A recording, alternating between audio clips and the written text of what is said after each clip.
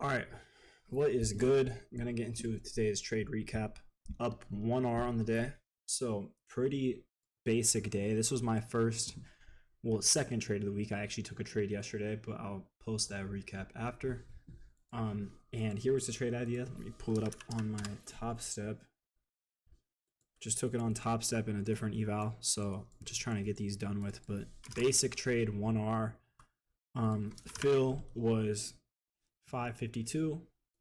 Let me mark that up because I did not enter off this 5-minute close, but I took the retrace, which happened to be pretty clean, and I think my stop was here, and I just got out at 1R. I didn't want to get greedy. This 5-minute was my break even, and the reason I did not hold this trade was simply because my higher time frame bias was iffy. I didn't really know where we wanted to go. This 5-minute was going to be the condition, so I figured this would get met, which is why I was confident to take the shorts to it.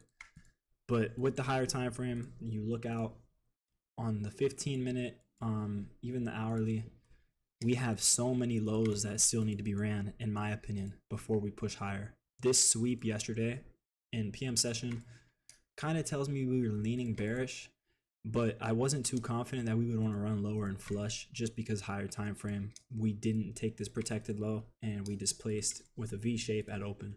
So a lot of times when you see a V shape like this is just something I've noticed over time. We'll kind of come up, and if we do retrace, we're gonna probably go higher. The chances of a retrace on this is good to 50%, but from there it's just greedy to really want to hold more. So I only took my piece of the pie, which happened to be just 1R. And getting into the trade itself, here is what I saw. So let's start new and break down what I was seeing. Wait 1 second. Nah, bro, relax. I'm doing a trade recap. Hold on. So first thing was S&T at the high. Open, rallied lower, and we actually edged this Asian low. So we didn't hit this Asian low. We instead came up V-shaped on ES and took out buy side, which was data highs, and I believe it was a session high. Maybe it was, yeah, ES took out this high over here is what I was looking at. So no session high. And after that, we put the SMT in. We also were respecting this 15-minute right here.